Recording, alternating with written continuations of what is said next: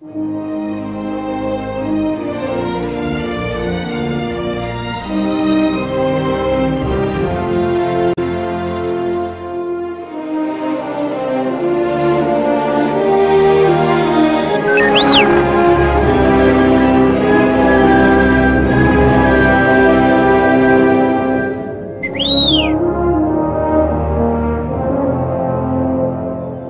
and welcome to the next R2D2 video where we're going to be looking at issues 44 and 45 this time. But before we look at those issues and the parts within them, look what arrived. Yes, my lightsaber stand arrived really quickly. Andy Gray, you are a genius. Thank you so much for your generosity and thank you so much for the quick shipping. I think everyone who ordered one initially got them on the same day, so that is fantastic. Thank you very much. And it is beautiful. It is a little kind of dusty, but that's more the man cave than his workmanship. It does come pristine and I do need to give it a good clean. But yeah, it looks great. The Return of the Jedi logo looks even better in real life than it does on the pictures and probably in this video. It looks fantastic. I really like that deep dark red. Yeah, and it also of course comes with the stand parts here. Now I know what you're thinking. You're thinking that I haven't taken off the protective film, which gives it this green hue, but I really like the green hue. I thought it was intentional. Before I read the little instruction sheet that came with the stand, I thought that this was intentionally green because Luke's lightsaber is green, and I really like that. So I'm actually going to keep my protective film on because, you know, if I just bring the lightsaber in, you kind of get a sense of that green lightsaberiness about it, which is really nice. Now it's completely up to you which way you want to display it. I always tend to go for the most important top end on the left and then the bottom end on the right, and you just plug them in there like that. Just zoom out, and then this small one holds it here, I believe, and this bigger one holds it in this little indent here. No, sorry, the small one is on the gold part there, as you can see, and you just stand it up and it looks like that. Oops, wrong way. Absolutely beautiful. And yeah, I am going to keep that green because I really like that attention to detail. Yeah, it is stunning, and yeah, my lightsaber is going to be displayed outside of R2D2 like this, and I'm really happy about it. So thank you, Andy Gray, for making this and for selling them. The link is in the description down below if you want to get your hands on one, and I really recommend it at only £10 a pop. They're great. And yeah, this is why this video is labeled 44, 45 and 101, because this for me is an essential part of this build. So now that we've looked at what comes in issue 101, let's go back and look at what comes in issue 44 of this R2D2 build. Okay, so here we have the parts from issue 44. It's more framing for the leg, like we saw last time. It also came with a lot more screws and bolts and stuff, which I've already put away in this screw box here.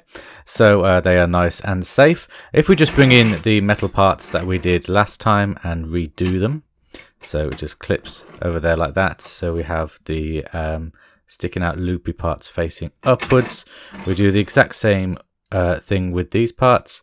Slip them together like this, so we have the loopy parts facing outwards there, and then we need to attach this piece onto it underneath, so it fits into this groove.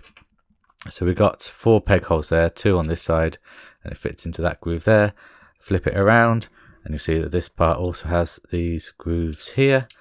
Pop them in there like that, and then we just screw this part down.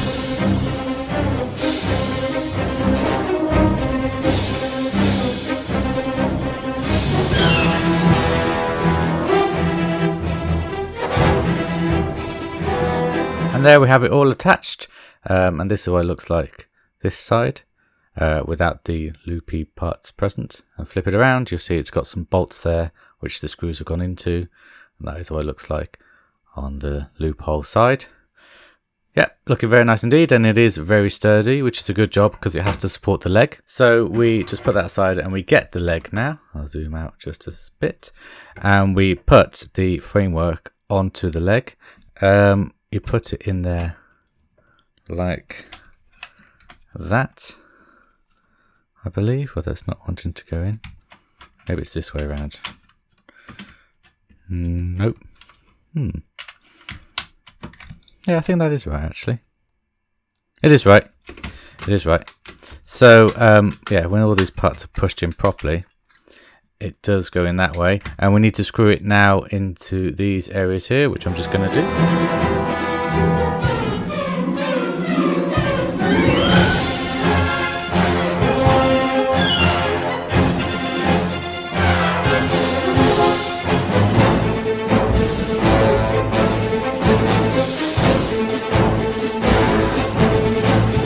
And it will look like this when it's all done.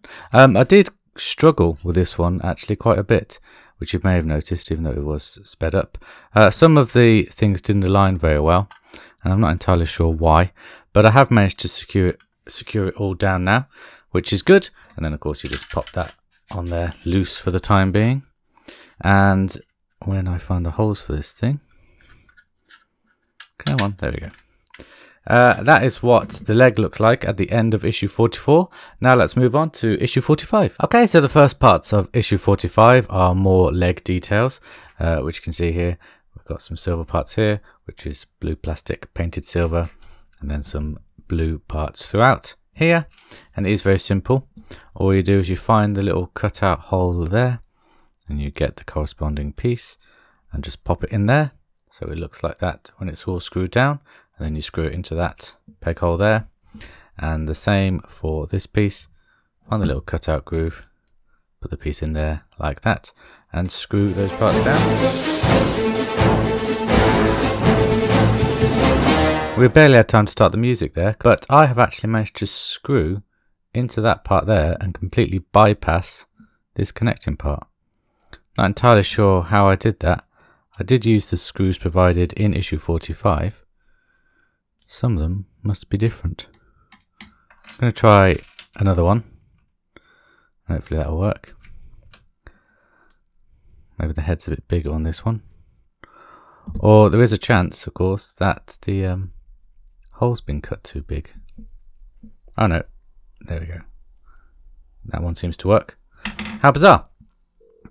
Yep, that's what they look like when they're all done. Little blue parts sticking out of silver parts.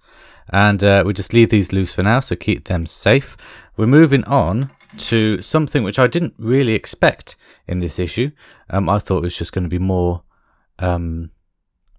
leg parts, but it is actually an LED part. I'm not entirely sure which LED part it is. It is for the dome. I believe it's for the back of the dome, but I'm not entirely sure because I haven't started to put all the dome parts together yet. But yeah, it's very cool that we got some more LED parts now. So what you do is you face the you put the LED section into this housing unit so that the power cable sticks through, and then you just get 3 screws and you screw it in place.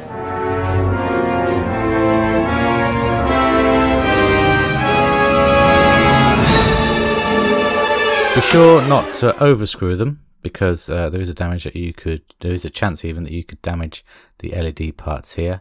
So just keep them nice and secure like that, so that the connector does stick out the bottom.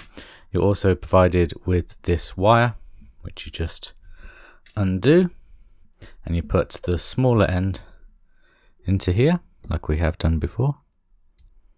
Just pops it in there like that. And then we bring in the battery pack with the tester area here and unplug this wire, this tester wire. Come on, I'm not entirely sure what we tested with that. I think it was the motor actually. Yeah, it looked like the motor. And we plug in this one. Come on, there we go. Turn the battery pack. Oh, it is already on. So let's see what this looks like. Ooh, orange. I wasn't expecting orange, you know. And green. Okay, I wasn't expecting orange or green. This must be one at the back, because I don't remember an orange or green light on R2D2.